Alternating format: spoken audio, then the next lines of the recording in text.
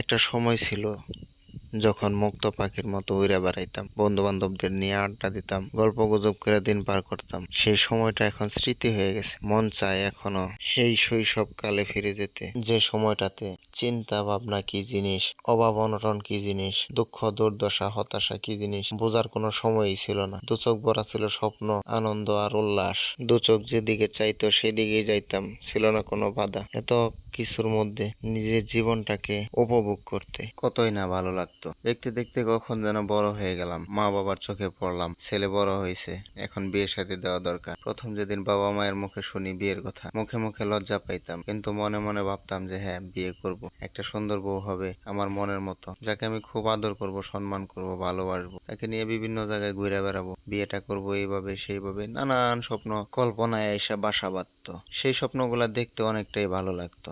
যাই হোক, দেখতে দেখতে এরকম বিয়ের সময় গণায় আসলো, বিয়েটা করেই ফেললাম। বিয়ের কয়েক মাস পরে থেকে মনে হইতে লাগলো আমি মনে হয় সংসারে বোঝা হয়ে উঠছি। যত কামকাজি করি না কেন মনে হয় সেটা কিছুই না, সারাদিন শুয়ে বয়েই কাটায় দেই। এরকম করতে করতে কোনো একটা সময় এতটাই তিক্ত হয়ে গেলাম, শেষ পর্যন্ত ঘর ছাড়তে বাধ্য হলাম। একটা বছর কাটাই আসলাম ঘরের বাহিরে। দুনিয়াটা এতই কঠিন যা তখন হারে হারে টের পাইতে শুরু করলাম। কোনো একটা বন্ধু বান্ধব নাই যে আমি তাদেরকে নক না করলাম, তাদের কাছ থেকে ভালো একটা রেসপন্স পাইলাম না। সেই ঘুরে ফিরে আবারও বাড়িতেই ফিরলাম, চেষ্টা করলাম নিজেই কিছু একটা করার। শূন্য পকেট, সেইখান থেকে নিজের সিদ্ধান্তে একটা কিছু করা কঠিন চ্যালেঞ্জ ছিল আমার জন্য। চ্যালেঞ্জটা নিয়েই নিলাম, লক্ষ্য স্থির করলাম, সেই লক্ষ্য অনুযায়ী হাঁটার চেষ্টা করলাম, শুরু করলাম নতুন যুদ্ধ।